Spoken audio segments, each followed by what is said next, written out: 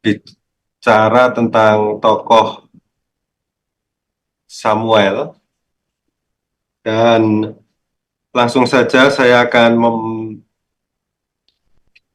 memaparkan slide untuk membantu kita dalam studi bersama ini.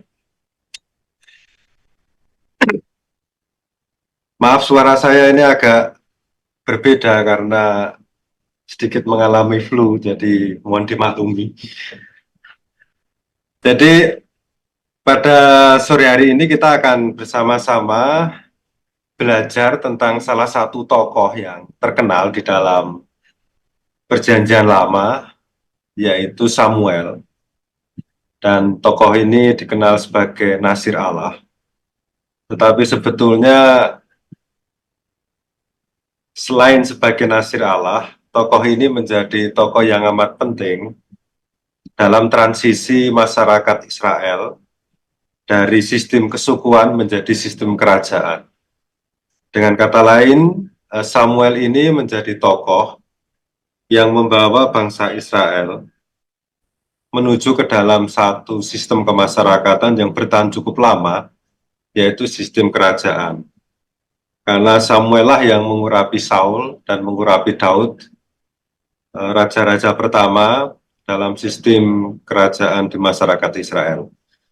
Tetapi nanti dalam penjelasan saya tidak akan membahas tentang sosok Samuel sebagai tokoh yang membawa transisi sistem kemasyarakatan bangsa Israel, tetapi saya akan fokus kepada Samuel sebagai Nasir Allah. Apa yang dimaksud dengan Nasir Allah? Nah, saya membahas tokoh Samuel ini berdasarkan dari buku yang saya tulis dengan judul Pejuang, Pemenang, dan Pecundang, Hitam Putih Manusia dalam Alkitab. Dan buku ini mengulas tentang beberapa tokoh seperti Harun, Yitro, Yosua, Gideon, Samuel, Saul, Daud, dan Salomo. Ada buku lain yang juga mengupas tentang tokoh yang sama, Perjanjian Lama, tokoh laki-laki, yaitu bertarung dengan Allah. Nah, nanti kalau ada kesempatan bisa dibeli di toko online juga ada yang menjual. Sementara buku-buku tentang perempuan saya tulis di dalam buku Dari Hawa Sampai Miriam, Dari Rahab Sampai Rut. Oke, saya akan mendasarkan pengajaran pada malam hari ini berdasarkan apa yang sudah saya tulis di dalam buku ini. Baik, jadi saya akan mengantar uraian tentang Samuel ini dengan satu ilustrasi, yaitu tentang, pasti semuanya sudah tahu, Ordo Templar, atau yang seringkali disebut sebagai Ordo Templar. Itu namanya ya Ordo Templar ya, semua sudah tahu lah. Jadi pada masa Perang Salib itu pernah lahir dan berkembang sebuah ordo atau tarekat keagamaan yang mengabdikan diri untuk melindungi kota Yerusalem, tanah suci, dan terutama para peziarah dari serangan dan ancaman musuh. Dan ordo ini seringkali disebut Ordo Templar, yang awalnya itu didirikan oleh 9 prajurit Perang Salib di bawah pimpinan Hugh de Payne tahun 1120, dan mereka tergerak untuk melindungi para peziarah yang kerap diganggu perampok. Kemudian Raja Yerusalem pada waktu itu, Raja Baldwin kedua, itu memberikan wilayah di area bekas Bait Allah Salomo sebagai markas mereka. Maka dari itu, ordo ini disebut Ordo Templar, atau Ordo Bait Allah. Dan karena tujuannya itu untuk menghadapi serangan dari musuh, seluruh anggota Ordo Templar ini dibekali dan dilatih kemampuan untuk bertempur. Sehingga ordo ini lebih mirip seperti pasukan elit daripada ordo keagamaan, karena bertugas untuk melindungi para peziarah. Dan sebagai balas jasa, ordo ini diberikan kekayaan dan juga popularitas, dan ini menimbulkan kecemburuan dari kelompok keagamaan lainnya. Sehingga Raja Filipus keempat dari Prancis itu membubarkan ordo itu dengan tuduhan palsu, mempraktikkan ilmu sihir dan nujum. Dan juga ordo ini dipersalahkan atas kegagalan pasukan perang salib meraih kemenangan di Tanah Suci. Jadi perjalanan ordo ini sangat tragis. Begitu dibutuhkan untuk keselamatan dan keamanan banyak peziarah, tetapi hancur karena konspirasi jahat oleh orang-orang yang iri hati terhadap keberhasilan mereka. Sampai sekarang mungkin ada sisa-sisanya, tapi tidak terlalu kuat seperti dulu. Nah, Ordo Templar ini merupakan sebuah inspirasi dalam sejarah gereja tentang apa artinya kesetiaan dan ketaatan terhadap tugas. Jadi mereka disumpah, bahkan tidak menikah juga, hanya untuk membela para peziarah dan juga membela Tanah Suci. Dan hidup anggota Ordo Templar ini mengerucut pada satu hal, yaitu membaktikan diri untuk menjaga tempat suci Tuhan di Tanah Suci di Israel dan menjaga para peziarah, melindungi keselamatan mereka dari kaum Saracen. Saracen itu ya kelompok orang Islam pada waktu itu di sana gitu ya. Nah, gaya hidup sebagai orang yang taat setia kepada tugas itu juga muncul di dalam gaya hidup di dalam gereja sendiri yang kita sebut dengan istilah hidup bakti yang dilakukan oleh para imam religius dan suster juga bruder. Kehidupan mereka itu disebut sebagai atau dalam istilah Latin vita consecrata. Vita itu hidup, consecrata itu diabdikan. Jadi hidup yang diabdikan untuk gereja Katolik. Nah, tentu saja ada aturan-aturannya. Nah, sebetulnya gaya hidup yang dibaktikan vita consecrata atau gaya hidup pasukan Templar atau Ordo Templar ini sebetulnya kalau ditelusuri dalam Perjanjian Lama itu memiliki akar dalam sebuah gaya hidup yang seringkali disebut dengan istilah nasir. Jadi vita consecrata, hidup bakti dalam Perjanjian Lama itu sudah ada meskipun istilahnya beda, tapi gaya hidupnya sama, yaitu nasir. Nah, di dalam Alkitab memang ada beberapa tokoh yang seringkali disebut sebagai nasir Allah ya. Simpson dalam kitab Hakim-Hakim, Samuel yang akan kita bahas pada sore hari ini, Yohanes Pembaptis, beberapa ahli mengatakan dia seorang nasir juga. Yesus Kristus itu masih tanda tanya. Ada orang yang mengatakan dia nasir Allah, ada ahli sejumlah yang mengatakan bukan, dia sama sekali bukan nasir Allah. Tapi ya kita tahu bahwa hidupnya itu dibaktikan kepada Allah. Tetapi ada beberapa gaya hidup Yesus yang kok berbeda dengan gaya nasir. Ya ini masih perdebatan.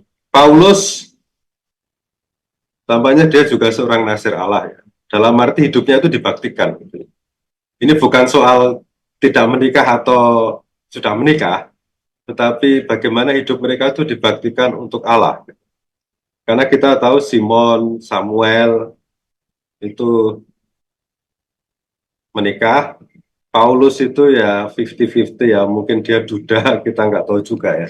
Tapi itu juga nggak terlalu penting untuk kita. Tapi intinya adalah bahwa tokoh-tokoh ini memang hidupnya dibaktikan untuk Allah. Nah, salah satu dari nasir itu adalah Samuel.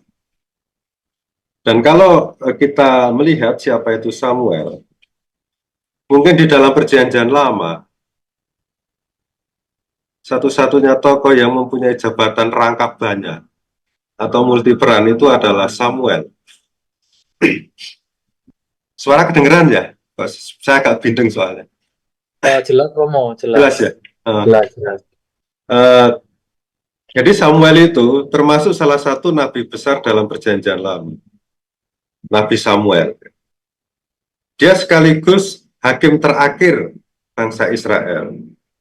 Jadi setelah Simson itu ada Eli sebagai hakim terakhir sekaligus imam, dan yang paling terakhir itu adalah Samuel. Kemudian Samuel itu dia juga dalam perjanjian lama itu memiliki peran sebagai seorang seer dalam bahasa Inggris, atau pelihat atau peramal gitu ya. Jadi dia dalam kisahnya dengan Saul, kita bisa melihat bagaimana Samuel itu bisa menebak kemana arah lembunya Saul yang hilang gitu ya. Jadi sebagai seorang peramal, dia juga seorang imam bangsa Israel, dan terakhir adalah dia sebagai pemersatu Israel yang mengantarkan Israel menuju zaman kerajaan seperti tadi yang saya singgung. Jadi dalam perjanjian lama, selain Musa dan juga Daud, tokoh yang cukup diperhitungkan itu adalah Samuel. Nah, sekarang kita lihat siapakah itu Samuel.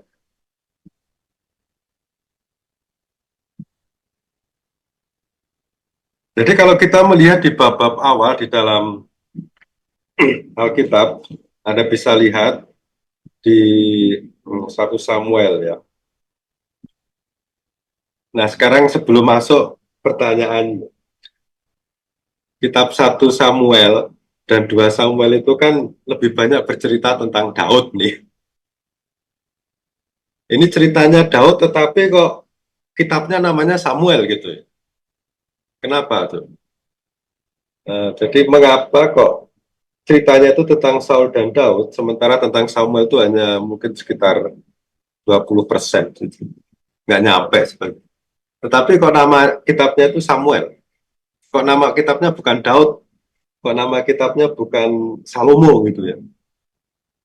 Ya kita harus tahu bahwa di dalam hierarki, bukan hierarki kerajaan, tapi hierarki mereka yang menerima wahyu dari Allah, yang lebih diutamakan pertama adalah nabi. Jadi kita tahu, sehingga nama kitab yang bercerita tentang Daud itu adalah Samuel, karena Samuel adalah nabi gitu. Sementara yang lainnya itu hanya disebut kitab raja-raja. Tidak ada namanya kitab Daud gitu. Tetapi Samuel. Oke, kita kembali lagi. Tadi hanya intermezzo saja. Jadi di dalam bagian awal kitab Samuel itu diceritakan tentang kelahiran Samuel. Jadi Samuel itu anak dari Hana. Hana itu artinya yang dicintai ya. Hana itu artinya yang dicintai. Sehingga kita mendengar istilah Yohanes, jadi atau Yohana gitu ya. Yohana itu artinya Yo itu berkaitan dengan Yahweh, Hana itu dicintai. Jadi yang dicintai oleh Yahweh, yang dicintai oleh Tuhan. Injil Yohanes itu adalah Injil dia yang dicintai oleh Tuhan. Jadi Hana itu artinya yang dicintai.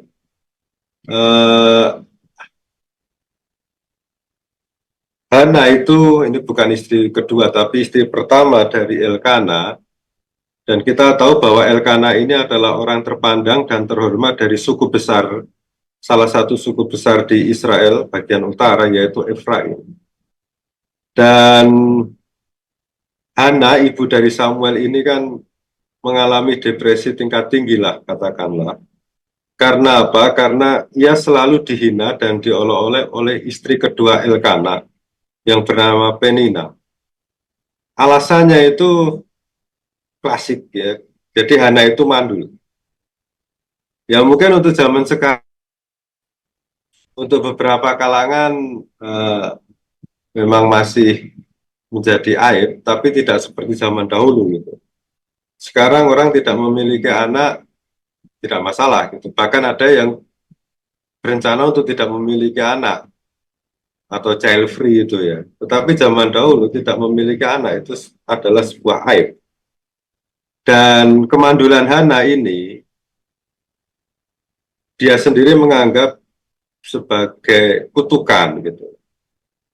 dari Allah sebagai tanda bahwa Allah tidak memberkati, tidak memberikan buah dari rahimnya. Nah, karena kegalauan ini, maka Hana pun berdoa kepada Tuhan sambil bernasab. Jadi kalau kita lihat di 1 Samuel bab 1 ayat 11, itu saya bacakan ya.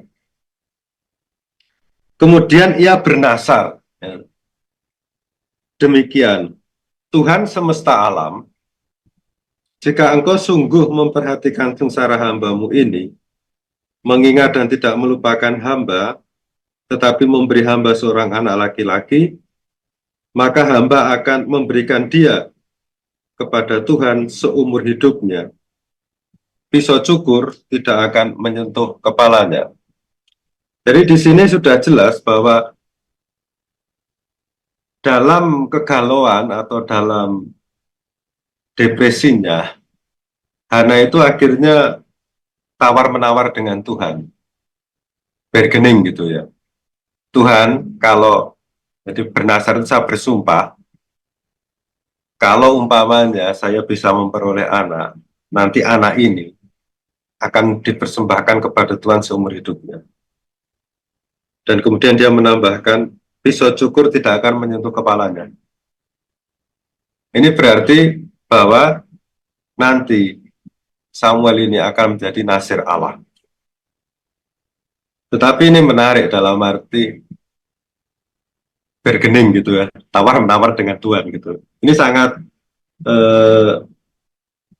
memang pandangan orang pada zaman dahulu ini adalah salah satu cara supaya Allah itu mengabulkan permohonannya gitu. Tapi memang risikonya kalau dia sudah bersumpah semacam ini, tapi kemudian tidak menjalankan apa yang disumpahkan, itu mungkin yang terjadi selanjutnya kutukan Allah yang akan terjadi gitu.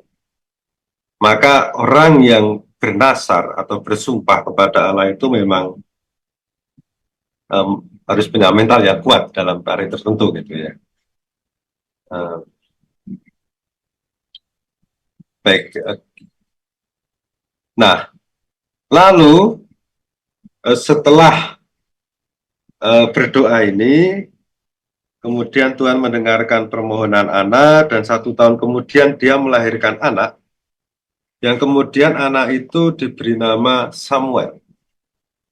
Memang kalau kita lihat di dalam kitabnya, di 1 Samuel bab 1 ayat 20, dikatakan, Hana pun mengandung dan melahirkan seorang anak laki-laki pada waktunya. Ia menamai anak itu Samuel sebab katanya, aku telah memintanya dari Allah. Jadi di sini seolah-olah arti nama Samuel itu berarti aku telah memintanya dari Tuhan, gitu ya. Padahal sebetulnya artinya tidak semacam itu kalau ditelusuri secara etimologis. Nah, sebelum kita melihat tentang arti nama Samuel, ada satu hal yang menarik di sini. Bahwa Samuel itu diberi nama oleh ibunya, langsung gitu ya.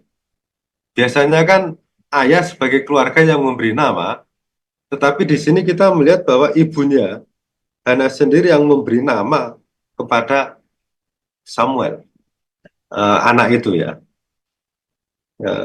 Ini satu hal yang menarik karena tampaknya perempuan atau dalam hal ini Hana itu memiliki independen gitu ya dalam mengurusi anaknya. Nah, kita kembali ke dalam arti nama Samuel. Jadi secara etimologis nama Samuel itu berarti namanya adalah Allah atau Allah mendengar. Ini kan berkaitan dengan atau berasal dari dua kata, Shemu dan kemudian El. Kita pernah mendengar kredonya orang Yahudi itu kan Shema Yisrael gitu ya. Itu artinya dengarlah hai Israel. Sementara nama Shemuel ini dari kata Shemu, nama, dan El. Entah artinya namanya adalah Allah atau Allah mendengar. Tetapi saya lebih cenderung untuk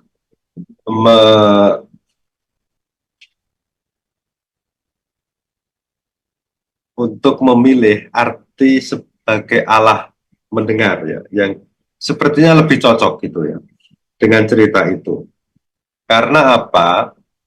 Karena eh, dalam kehidupan Samuel selanjutnya itu sangat jelas bahwa Samuel itu hidupnya selalu mendengarkan apa yang dikatakan oleh Allah.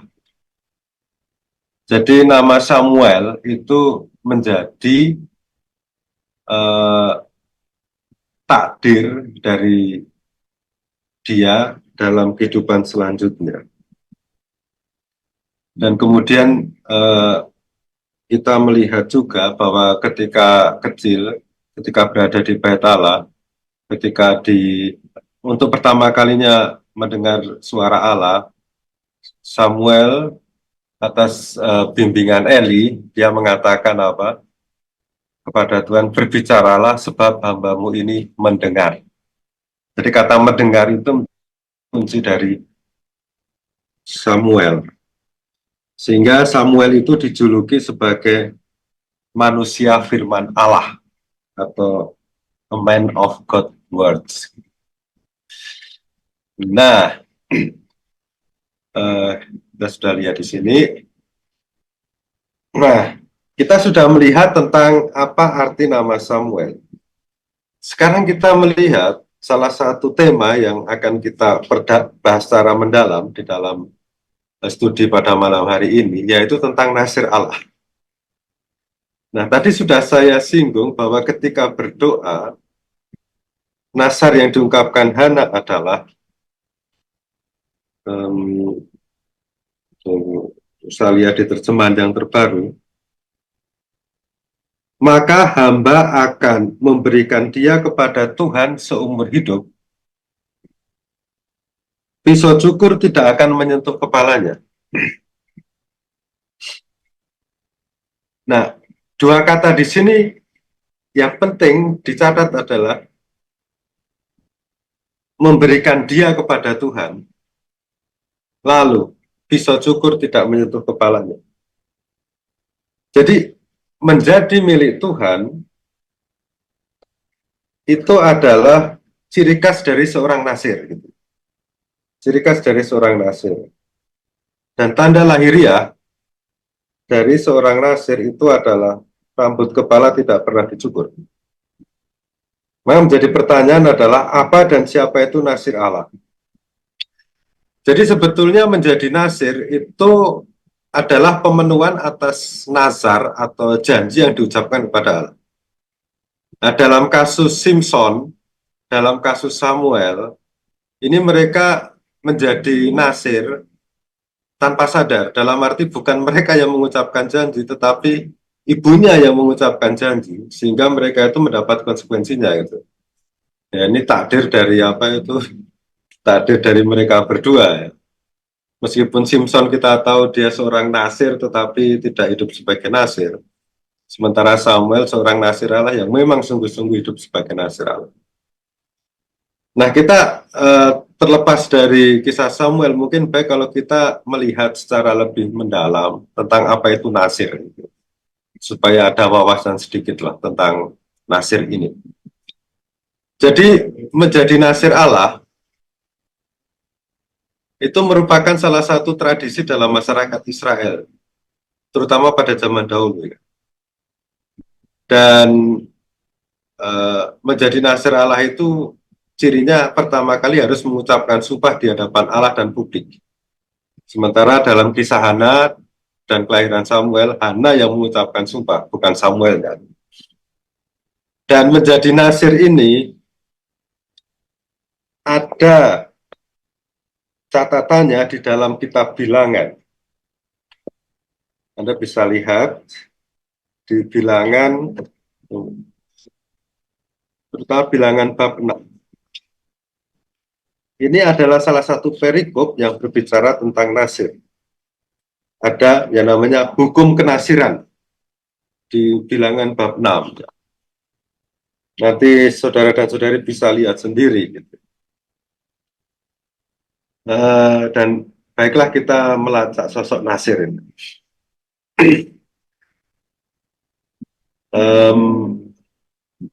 Kita kembali lagi.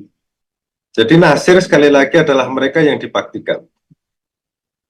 Memang kalau bicara siapa yang dibaktikan untuk Allah, itu memang pertama-tama orang yang dibaktikan dan dikuduskan itu adalah para imam, ya, dikhususkan.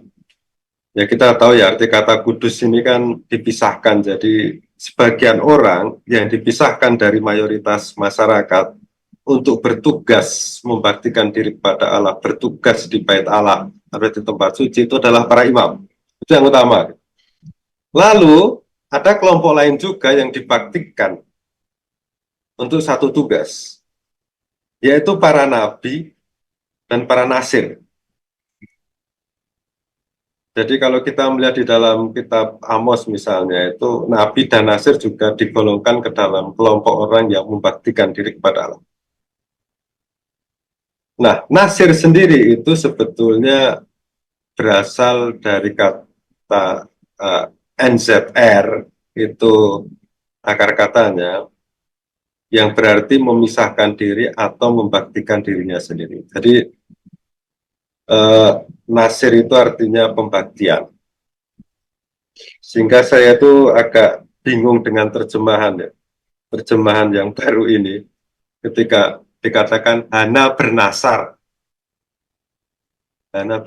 kepada Tuhan. Sebetulnya menurut saya sih, tapi sudah tercetak, sebetulnya hana berjanji atau bersumpah itu mungkin lebih kena gitu ya. Kalau bernasar itu artinya agak bias gitu, tapi ya sudahlah, sudah. Yang penting maksudnya tahulah ya. Nah, kalau kita melihat di dalam apa itu kitab Bilangan di bab 6 ayat 2 itu dikatakan berbicaralah kepada, jadi saya baca saja, mungkin juga bisa dilihat di dalam teksnya di Bilangan bab 6 ayat 1 dikatakan demikian, Tuhan berfirman kepada Musa, berbicaralah kepada orang Israel dan katakanlah kepada mereka, apabila seorang laki-laki atau perempuan mengucapkan nasar khusus, nasar orang nasir untuk mengkhususkan diri bagi Tuhan, maka ia harus menjauhkan dirinya dari anggur dan minuman keras. Tidak meminum cuka dari anggur atau dari minuman keras. Tidak meminum minuman yang dibuat dari buah anggur dan tidak memakan buah anggur, baik yang segar maupun yang dikeringkan. Selama kenasirannya, jangan ia makan apapun yang berasal dari pokok anggur, dari bijinya sampai kulitnya. Selama waktu nasarnya sebagai orang nasir, janganlah pisau cukur menyentuh kepalanya. Sampai genap waktunya, ia mengkhususkan dirinya bagi Tuhan. Dengan kata lain, kalau kita melihat hal ini, maka menjadi nasir itu ada batas waktunya gitu. Tergantung orang itu maunya apa. Mau 30 hari jadi nasir, mau 1 tahun menjadi nasir untuk membaktikan diri kepada Tuhan, silahkan. Hanya dalam kasus Samuel, nah ini Samuel itu sudah ditakdirkan untuk menjadi nasir seumur hidup. Sehingga nanti kita akan tahu bahwa kerjaan Samuel itu hanya di seputar tempat suci. Di seputar, pada waktu itu belum ada bait Allah, tapi di seputar kemah Allah gitu ya. Dan kalau merujuk ke dalam tradisi sebelumnya, nasir itu bukan hanya laki-laki saja, tapi juga untuk perempuan. Bisa juga mengucapkan nasir atau nasar khusus. Gitu. Oke. Nah ini tadi sudah saya singgung ya. Ada tambahan juga bahwa seorang nasir itu dilarang menyentuh mayat. Karena dia harus bersih secara kultis. Nah ini nggak cocok untuk jadi imam ini. Imam kan, maksudnya imam Katolik kan harus berhadapan dengan mayat, tapi juga jarang menyentuh mayat juga sih. Hanya mendoakan. arwah, kita mendoakan orang yang meninggal. Dilarang makan makanan najis. Jadi memang nasir itu artinya kan dipisahkan dan membaktikan diri untuk Allah. Memang harus betul-betul bersih, betul-betul murni. Nah ini tidak semua orang sanggup, sehingga ada masanya ya orang menjadi nasir. Nah, salah satu hal yang menarik dari nasir ini adalah mereka harus memelihara rambut. Jadi pisau cukur itu tidak boleh menyentuh rambut itu sampai masa kenasirannya itu selesai gitu ya. Jadi kalau banyak ketika bersumpah kepada Tuhan untuk menjadi nasir selama 1 tahun gitu, dia tidak boleh memotong rambutnya selama 1 tahun. Sampai nanti ketika masa kenasirannya selesai 1 tahun, rambutnya baru dipotong. Nah, kemudian dia memulai hidup baru, bukan sebagai nasir tapi di tengah masyarakat. Nah, menjadi pertanyaan ya, eh, mengapa para nasir ini diminta untuk memelihara rambut dan rambutnya tidak boleh dicukur? Eh, saya membaca di dalam satu artikel di internet, My Jewish Learning gitu, atau mungkin The Torah, kayaknya The Torah gitu ya, thetorah.com. Jadi ada satu kalimat yang mengatakan rambut pera di kepalanya yang tumbuh. Ini ada kaitannya dengan nasir itu. Pera itu berarti lihat. Jadi tampaknya dengan rambut yang panjang itu mau menunjukkan tanda kebebasan para nasir dari ikatan sosial. Dengan kata lain, nasir ini hidup untuk Tuhan sehingga tidak terikat lagi kepada sistem masyarakat pada umumnya gitu ya. Jadi orang kalau melihat rambut panjang itu, oh ya ini dikhususkan untuk Tuhan, jadi jangan diganggu gugat. Dan selain tanda kebebasan, sekaligus menjadi tanda ketaatan mereka kepada para imam. Jadi nasir itu adalah orang yang bersumpah untuk mengabdikan diri kepada Allah. Entah dia bekerja sebagai, mungkin untuk zaman sekarang ini sebagai koster gitu ya, atau sebagai apalah yang bekerja di lingkungan Bait Allah, dan juga di lingkungan kemah suci sebelum Bait Allah didirikan. Untuk membantu para imam, sehingga mereka taat kepada para imam gitu. Nah, selain itu, berkenaan dengan pemeliharaan rambut ini, orang zaman dahulu itu menganggap rambut itu sebagai pusat vitalitas manusia dan daya hidup. Nah, kita tahu ya, kalau rambut dipotong itu kan pasti tumbuh lagi gitu. Beda dengan tangan, kalau dipotong kan tidak bisa tumbuh lagi, kaki dipotong tidak bisa tumbuh lagi. Rambut dipotong tumbuh lagi gitu ya. Nah, ini menunjukkan vitalitas atau kehidupan abadi. Sehingga mungkin ini kan penafsiran ya. Dengan memanjangkan rambut itu mau menunjukkan bahwa nasir itu sedang memelihara vitalitas hidup mereka. Dengan kata lain, mau betul-betul memberikan kehidupannya kepada Allah gitu. Dalam hal ini konkretnya ya bekerja di sekitar rumah Allah. Nah, lalu tadi sudah saya singgung juga bahwa salah satu ciri khas untuk menjadi nasir itu adalah sumpah. Dia harus mengucapkan sumpah atau neder. Jadi tidak ada yang namanya ujuk-ujuk atau tiba-tiba menjadi nasir gitu. Ada semacam ritualnya gitu. Pertama harus mengucap sumpah bahwa dia akan menjadi nasir. Nah, sumpah yang dikatakan itu harus dipenuhi. Jika orang tidak memenuhi sumpah itu, ia dianggap berdosa karena ia mengingkari Allah. Sumpah. Nah, ini kalau di dalam tradisi gereja Katolik kita tahu ya, bahwa mereka yang mengabdikan diri kepada Allah, entah itu imam, entah itu religius, itu ada upacara mengucapkan kaul ya, terutama untuk para religius, ada kaul ketaatan, kaul kemiskinan, dan kaul kemurnian. Gitu. Nah, itu mirip-mirip seperti seorang nasir, tapi harus mengucapkan sumpah. Nah, ini sama juga kisah Hana tadi, dia mengucapkan sumpah. Jika ya, maka saya akan begini. Nah, ini rambut yang panjang, orang gimbal.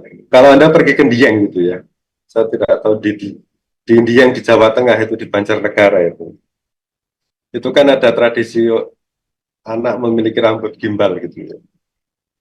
Tapi ya anak yang memiliki rambut gimbal ini dianggap sakral ya, jadi mereka cukup dihormati padahal gimbal gitu. Saya tidak tahu alasannya, tetapi ada tradisi-tradisi semacam ini. Gitu. Ya sudahlah, ini tidak akan kita bahas. Nah, pertanyaan selanjutnya, mengapa bernasar gitu? Jadi orang mengucapkan nasar dan kemudian menjadi nasir itu kebanyakan bukan hanya coba-coba ya. Kebanyakan jarang yang coba-coba. Ada yang bernasar kemudian menjadi nasir dalam arti membaktikan hidupnya untuk Allah dalam periode tertentu, itu karena mereka mengalami penderitaan, entah karena persoalan atau penyakit. Sehingga tidak mengherankan kalau Hana itu berani mengucapkan nasarnya itu karena dia mengalami penderitaan. Hanya ini saya, hanya kok yang menjalankan nasarnya itu bukan Hana, tetapi anaknya sendiri ini agak ironi gitu ya. Eh, tapi ya sudahlah. Harusnya kan Hana yang kemudian menjadi nasir untuk periode tertentu gitu. Tapi ini yang disuruh menjadi nasir malah anaknya seumur hidup lagi. Nah, selain itu, mengapa orang bernasar dan kemudian menjadi nasir? Itu karena orang ingin menebus dosa atau kesalahan yang telah diperbuatnya. Jadi mungkin ada orang telah membunuh sesamanya, ada orang telah melakukan dosa besar gitu ya. Kemudian bagaimana cara menebus dosa itu? Bukan hanya pengakuan dosa ya, tapi dia betul-betul mau menjalankan hidup sebagai seorang nasir dalam jangka waktu tertentu. Jadi ini adalah ungkapan silih. Nah, ada contoh dari Misnah itu semacam cerita dalam tradisi Yahudi setelah perjanjian lama ditulis ya. Ada cerita gitu loh. Misnah itu aturan. Jadi jika seorang gembala melihat rambutnya yang indah terpantul di air dan tergoda untuk berbuat dosa kesombongan, ia harus mengucapkan janji nasar. Ini kan konyol sekali. Hanya melihat rambutnya indah lalu merasa bangga gitu ya. Oh dia harus melakukan tindakan silih dan menjadi nasir gitu untuk beberapa hari mungkin. Jadi kayaknya ini sudah nggak tahu untuk zaman sekarang apa orang masih melakukan ini atau tidak gitu. Nah, ini alasan mengapa orang bernasar dan menjadi nasir. Lalu apa yang menjadi tugas nasir gitu ya? Memang tidak disebutkan secara eksplisit dalam perjanjian lama, akan tetapi karena terkait erat dengan tugas dan fungsi para imam, serta persyaratannya menjadi sebagai imam, ada dugaan bahwa mereka mengucapkan janji menjadi nasir untuk terlibat dalam pelayanan kepada Allah di tempat suci atau di bait Allah, tanpa harus memiliki garis keturunan Harun gitu. Kalau menjadi imam itu kan harus ada keturunan Lewi, keturunan Harun gitu. Tapi nasir tidak. Nasir itu tidak harus keturunan Harun, tetapi mereka mempunyai kesempatan untuk mengabdi di bait Allah gitu ya. Entah sebagai koster, entah sebagai tukang jagal korban hewan persembahan, pokoknya mengabdi sajalah kepada Allah gitu. Bahkan seorang nazir juga diizinkan untuk menghadiri upacara di bait Allah, bahkan disediakan semacam ruangan khusus yang disebut kamar para nazir. Dan menurut Misnah, salah satu tulisan dalam tradisi Yahudi. Jadi seorang nasir harus mengambil sumpah untuk menjadi nasir dan tugas pelayan selama 30 hari. Dan 30 hari itu adalah periode paling pendek yang dimungkinkan oleh seorang nasir. Jadi dengan kata lain, kalau ingin menebus dosa atau ingin supaya doanya dikabulkan atau permasalahannya hilang dan Tuhan mendengarkan dan memang mau menjadi nasir, itu minimal 30 hari. Itu minimal gitu. Lebih dari 30 hari mungkin 1 tahun, 2 tahun. Tapi jarang yang, sekali lagi jarang yang seumur hidup. Kecuali Samuel saja. Ya. Nah, kalau kenazirannya itu tercemar atau batal karena melanggar aturan misalnya nggak sengaja minum anggur, harus diulang lagi gitu. Diulang lagi dengan upacara ritual tertentu. Rambutnya harus dicukur lagi, digundulin gitu, lalu dibiarkan tumbuh lagi. Jadi itu ritual yang apa, yang cukup cukup unik pada zaman dulu gitu. Jadi ini ya, ada kita lihat di bagian akhir, 3 upacara ritual harus dijalani. Jadi dikuduskan dari kecemaran dengan persembahan, rambutnya dikuduskan lagi, sehingga periode kenasirannya harus dimulai, dan harus membayar denda kecemaran dengan membawa persembahan yang ditetapkan Taurat. Tidak mudah gitu. Oke. Nah, setelah selesai periode kenaziran, seorang nasir perlu melakukan upacara pelepasan sumpah nasir di depan Allah. Jadi awalnya itu kan dia mengucapkan sumpah sebagai nasir, kalau selesai masanya dia juga mengucapkan atau melakukan ritual pelepasan. Nah, ini tentang kenasiran. Semoga ada gambaran sedikit lah tentang nasir gitu kalau bicara mengenai nasir atau nasar. Nah, kita kembali kepada Samuel. Nah, lalu Samuel itu karena dia sudah ditetapkan sebagai seorang nasir, maka dia pun mau tidak mau harus menjadi pelayan Tuhan. Lalu Samuel ditugaskan untuk menjadi pelayan di rumah Tuhan di bawah pengawasan Eli. Jadi ini masih rumah Tuhan ya. Bentuknya masih apa? Kemah. Karena memang belum ada Bethel lah, karena Bethel lah baru dibangun beberapa abad sesudahnya pada zaman Salomo. Nah, ciri khas rumah Tuhan itu di situ ada barang sakral, yaitu tabut perjanjian. Jadi Samuel ditugaskan menjadi pelayan Tuhan di bawah pengawasan Eli, imam Israel di Silo, tempat suci bangsa Israel pada waktu itu. Jadi dari kehidupan Samuel ini kita melihat bahwa seorang nasir Allah itu tidak bisa dilepaskan dari pengabdian di tempat di mana Allah dipercaya hadir. Gitu. Lalu setelah Eli dan anak-anaknya meninggal, orang Israel kemudian mempercayakan Samuel untuk jabatan rangkap 3, nabi, imam, dan hakim. Nah, setelah menjadi nabi, imam, dan hakim, memang Samuel itu harus menerima kenyataan bahwa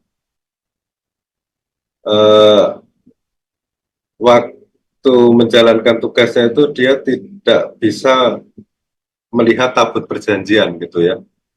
Karena kalau kita melihat di dalam kitab 1 Samuel di awal-awal itu kan diceritakan ya bahwa tabut perjanjian itu pada zaman Eli itu dirampas oleh bangsa Filistin. Padahal itu kan bisa dikatakan seperti jimatnya orang Israel. Bangsa Israel itu percaya diri ketika ada simbol atau tanda dari kehadiran Allah ini. Nah, pada waktu itu kan tabut perjanjian dirampas dan kedua anak Eli itu mati dalam pertempuran itu. Ya mungkin kematiannya itu karena kedua anak Eli ini kan melakukan dosa gitu sebagai anak dari imam bertugas di rumah Allah, tapi dia melakukan dua dosa yang sangat sangat tidak disukai oleh Allah. Yang pertama adalah korupsi, korupsi daging hewan kurban. Yang kedua berzina dengan perempuan-perempuan yang bekerja juga di rumah Tuhan ini. Itu dosa anak Eli, anak-anak Eli gitu, sehingga dibunuh oleh Allah. Gitu. Nah, sejak tabut perjanjian dirampas oleh orang Filistin, yang kemudian oleh orang Filistin pun kemudian dibuang ke tempat lain karena adanya tabut perjanjian itu justru membawa bencana di kota-kota Filistin. Kemudian Bait Allah ditinggalkan di Kiryat Yearim sampai lama sekali, sampai zaman Daud, sehingga Daud akhirnya harus membawa kembali tabut perjanjian Kiryat Yearim ke Yerusalem. Nah, sejak itu Samuel itu tidak pernah melihat tabut perjanjian sampai hari kematian. Nah, tadi Samuel itu mewarisi tugas Eli sebagai imam, tapi Samuel juga berperan sebagai hakim. Nah, sebelum masuk lebih lanjut, kita perlu tahu apa itu definisi hakim ya. Jadi hakim yang dimaksud hakim di dalam perjanjian lama itu bukan seperti hakim yang kita lihat sekarang ini yang hanya tugasnya di bagian yudikatif gitu. Yang namanya hakim itu adalah pertama-tama pemimpin politik dan militer yang karismatik. Jadi bukan hakim yang berkaitan dengan peradilan gitu. Ada sih, satu-satunya hakim di dalam perjanjian lama yang memiliki fungsi dalam peradilan itu hanya Deborah saja, hakim perempuan. Tetapi hampir sebagian besar yang namanya hakim itu adalah pemimpin politik militer yang karismatik, yang memerintah suku-suku Israel kira-kira sekitar 2 abad ya, antara kedatangan Israel di Kanaan sampai pembentukan monarki di bawah Saul. Jadi semacam pemimpin karismatik di tiap-tiap suku. Nah, Samuel ini juga seorang hakim. Nah, dan ini pemimpin karismatis. Jadi kepemimpinannya itu bukan diwariskan seperti hanya raja-raja, tidak. Tetapi pemimpinnya itu tergantung dia punya karisma atau tidak, dia punya capability atau tidak. Kalau dia tidak punya kapabilitas untuk memimpin, tidak punya karisma untuk memimpin, pasti tidak akan dipilih oleh bangsa Israel untuk menjadi hakim. Nah, Samuel ini karena dia seorang hakim dan memang dia seorang pemimpin yang memiliki prinsip dan integritas gitu, dan tegas gitu. Bahkan dia itu tidak segan-segan memenggal kepala orang. Di Samuel ini nabi, tapi kalau mau memenggal kepala orang juga bisa gitu. Itu kan ada dalam cerita bagaimana Samuel itu memenggal kepala dari, aduh saya kok lupa. Ya pokoknya Raja Amalek gitu ya.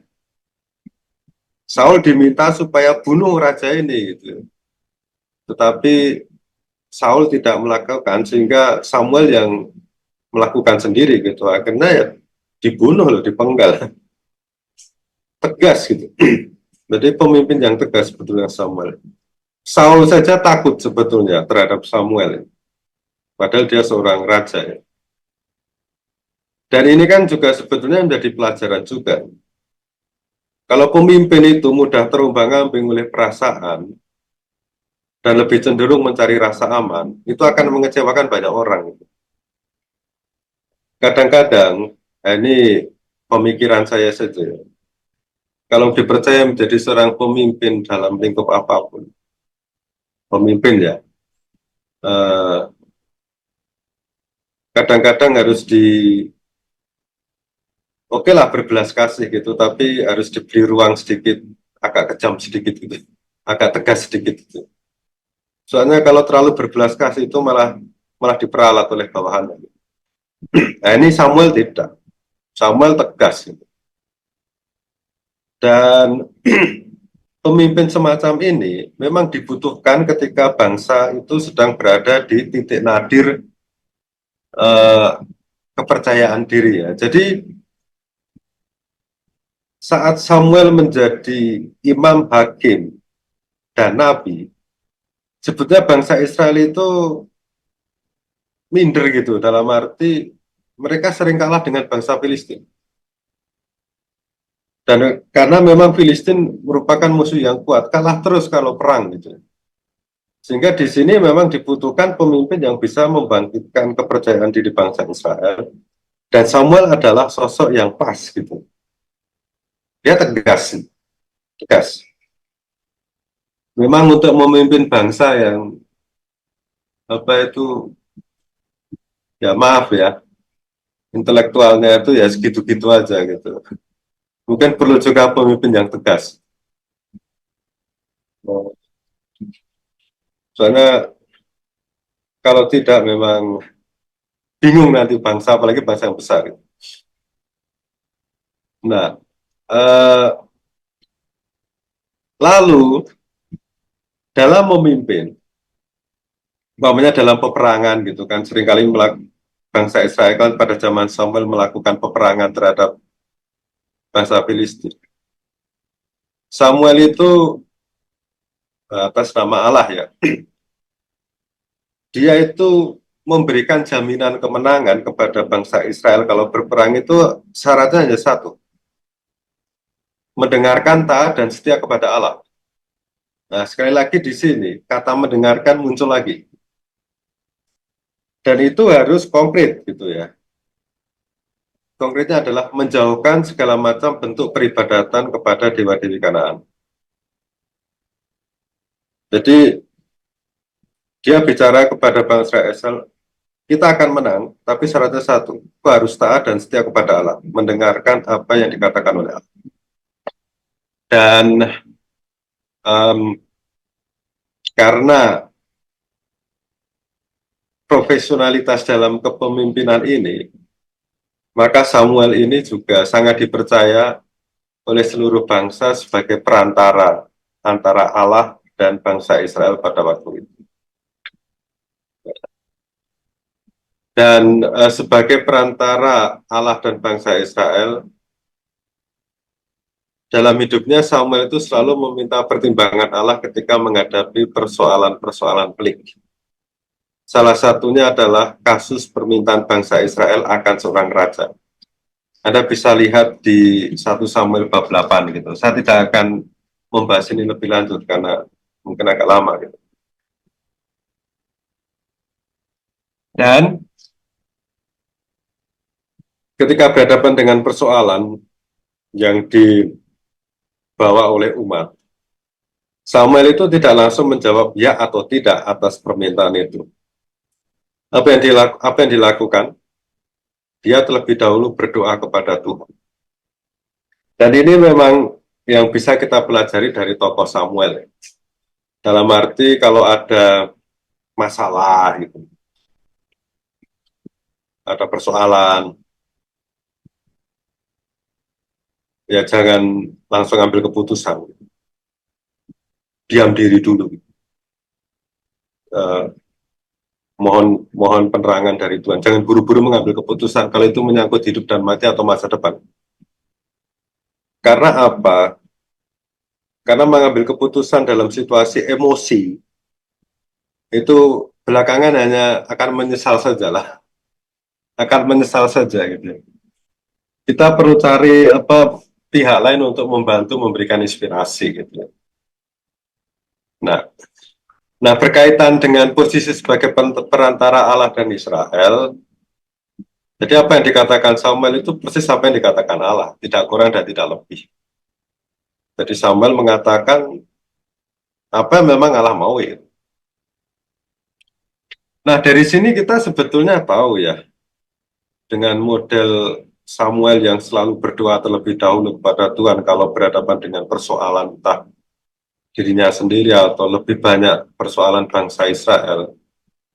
Ya, di sini kita tahu bahwa Samuel adalah orang yang dekat dengan Allah.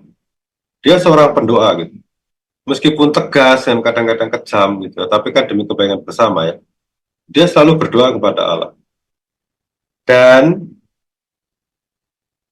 em, kegemarannya berdoa, bukan kegemaran, tapi ketika doa itu menjadi bagian dari hidupnya, mentalitas semacam ini tidak lahir dengan sendirinya atau muncul tiba-tiba gitu.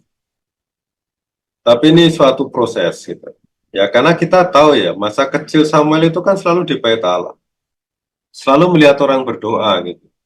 Bahkan mungkin tahu doa-doa yang diucapkan oleh Imam Eli gitu. Jadi karena sejak kecil itu selalu dekat dengan rumah Allah, selalu berdoa. Padahal masa kecil kita tahu itu kan pembentukan pembentukan karakter orang, pembentukan kebiasaan orang di masa depan gitu ya, sampai umur 7 tahun gitu ya, anak-anak. Eh, maka ya kedepannya ya sedikit-sedikit pasti Samuel itu berdoa gitu. Dan mungkin ini juga bisa menjadi pelajaran bagi kita gitu. Kalau mau ya mungkin ini bisa diturunkan kepada atau diinformasikan kepada mereka yang masih muda gitu ya. Kalau ingin anaknya itu eh, dekat dengan Tuhan gitu, ya, diajarilah berdoa dari umur 3 tahun sampai 7 tahun lah. Ya. Itu umur 3 tahun kan ini Romo. Umur 3 tahun kan nggak bisa berbicara gitu. Udah bawa saja ke gereja gitu, entah di gereja nangis atau apa, pokoknya bawa aja ke gereja gitu. Ya paling enggak Tuhan tahu lah ya, oh ya ini ada anak semacam ini. Bawa ke gereja saja. Wah nanti kalau Romonya marah-marah kan anaknya nangis, biarin aja. Karena apa ya, meskipun tidak bisa berbicara hanya awal gitu, anak umur 3 tahun itu kalau dibawa ke gereja kita juga ya minimal, jadi ini terkesan agak mistis juga ya. Nggak apa-apa lah ya. Paling nggak kan aura positif di dalam peribadatan itu kan masuk ke dalam anak tersebut gitu ya. Dan akhirnya ya, oke lah, maksudnya anak itu terberkati. Nah, diberkati oleh Allah meskipun tidak berdoa, tapi kan orang-orang di sekitar yang berdoa dan juga kesakralan dari tempat suci itu membuat anak itu ya secara otomatis nanti jiwanya terarah kepada Tuhan. Walau alam ya hanya Tuhan yang tahu, tapi teorinya seperti itu. Bila kita lanjut. Oke, nah kemudian Samuel itu uh, terkenal dengan karakter ini, mendengar dan taat. Jadi salah satu karakter dari Samuel adalah mendengar dan taat. Jadi kalau kita melihat di dalam kisah hidup Samuel, di dalam uh, kitab 1 Samuel di bagian awal, yang jelas Samuel itu siap sedia untuk mendengarkan dan taat kepada Allah. Dia bukan seorang militer gitu, tapi gayanya seperti seorang militer, siap. Dan Allah adalah prioritas dan kiblat utama hidupnya. Ya kita tahu ya, karena memang sejak kecil eh, Samuel ini kan berada di rumah Allah gitu. Secara bawah sadar dia pasti pikiran hatinya itu selalu terikat kepada Allah gitu ya. Eh, bahkan Samuel itu ya, karena menekankan ketaatan kepada Allah, dia itu paling jengkel ketika berhadapan dengan orang yang tidak taat kepada Allah. Salah satunya adalah Saul gitu ya. Ketika Saul tidak taat kepada Allah, woi Samuel tuh mengkritik dia habis-habisan. Anda bisa baca sendiri lah. Bahkan kejatuhan Saul itu kan pertama-tama karena dia tidak taat kepada Allah gitu. Nah, Itu ciri khas dari Samuel. Jadi apa yang kita bisa pelajari dari Samuel itu adalah ketaatan.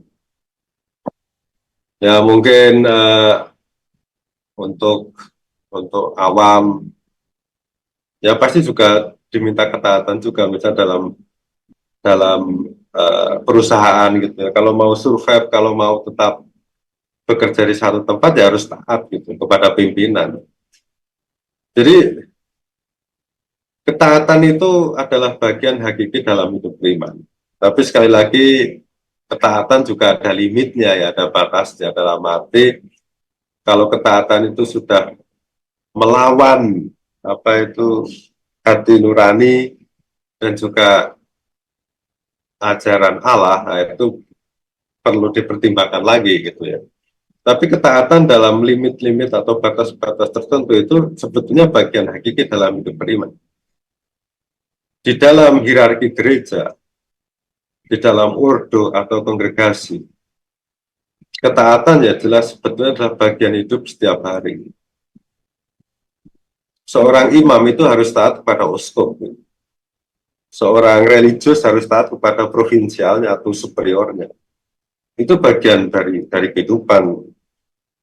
Nah, kalau sudah mulai tidak taat dan tidak mau mendengarkan, itu siap-siap terpental saja. Contoh di dalam kitab 1 Samuel, Saul itu kan tidak taat, ya, siap terpental dari kursi kerajaan. Jadi ketaatan itu begitu tidak mudah. Karena apa? Karena ketaatan kan berarti berani untuk menundukkan kecenderungan alamiah dalam diri manusia. Manusia kan maunya suka-suka, ya, bebas itu. Tetapi bebas, terlalu bebas juga tidak bagus juga, karena menjadi liar. Perlu ada hukum atau aturan yang membuat dia itu taat. Tapi intinya ketaatan itu sebuah askes yang tidak mudah. Jadi untuk menutup eh, apa pengajaran ini ya nanti mungkin bisa kita perdalam lewat diskusi ya. Dalam buku saya Pemenang Pejuang dan Pemenang dan Pecundang itu saya mengkategorikan Samuel itu sebagai tokoh pemenang. Dalam arti apa? Dalam arti Samuel itu telah berhasil melaksanakan tugasnya sebagai hakim, imam, dan nabi. Mungkin hanya satu kegagalan dia yang membuat dia itu merasa bersalah sekali. Karena apa? Karena telah memilih Saul gitu. Jadi telah memilih Saul, telah mengurupi Saul sebagai Raja Israel. Hanya karena Saul itu kuat dan ganteng ini kan. Jadi kan Saul kan sosok yang perfect gitu awalnya gitu ya. Ganteng, kemudian kuat, gitu. Uh, lebih hebat dari orang-orang sekitarnya. Nah itu terkesima gitu, wah ini cocok ini jadi raja gitu. Tak taunya setelah menjalankan tugasnya sebagai raja, di awal-awal sih baik gitu. Saul itu. Di akhir-akhir ini malah menjengkelkan Samuel gitu, tidak taat terhadap Samuel. Nah, dia dalam hidupnya Samuel itu cukup menyesal ya, karena salah memilih gitu. Tetapi secara umum Samuel telah berhasil melaksanakan apa yang diperintahkan Tuhan. Dan sebagai nasir Allah, dia telah menaati segala aturan dan hukum kenasirannya. Oh iya, salah satu kegagalan dari Samuel juga, yaitu bahwa Samuel itu gagal mendidik anaknya gitu. Anaknya Samuel itu mirip dengan anaknya Eli, sama-sama melakukan korupsi, sama-sama melakukan apa ini memanipulasi di peradilan gitu. Jadi sebetulnya ini menunjukkan rupanya Eli dan Samuel itu apa ya mengalami takdir yang sama gitu. Seorang pemimpin yang dihormati tapi anak-anaknya itu tidak hidup sesuai dengan apa yang diharapkan oleh ayahnya. Ini ya, eh, saya bacakan ya, kegagalan kedua dari Samuel mungkin. Anda bisa lihat di 1 Samuel bab 8. Dikatakan, ketika Samuel tua, ia mengangkat anak-anaknya laki-laki sebagai hakim atas Israel. Nama anak sulungnya Yoel, dan nama anak yang kedua adalah Abia. Keduanya memerintah sebagai hakim di Beersheba. Tetapi anak-anaknya, anak-anak Samuel ini, tidak mengikuti jejak ayahnya. Mereka berpaling pada keuntungan semata, menerima suap, dan memutarbalikkan keadilan. Nah, ini gara-gara anak Samuel semacam ini, kemudian bangsa Israel menuntut, lebih baik kami punya raja nih. Daripada setiap punya hakim, anak-anaknya tidak becus semua. Nah, baik Eli maupun Samuel. Nah, ini mungkin cerita yang lain. Tapi, sekali lagi dalam seluruh kehidupan Samuel, maksudnya hitam putih gitu ya, dalam arti dia di satu pihak menjadi nasir oke, melaksanakan tugas juga iya, tetapi dia juga melakukan kesalahan juga ya. Salah memilih raja dan tidak bisa mendidik anaknya gitu. Sama. Eh, tapi di atas segalanya, apa yang membuat Samuel bisa berhasil melalui kehidupannya? Kuncinya itu satu, sesuai dengan nama.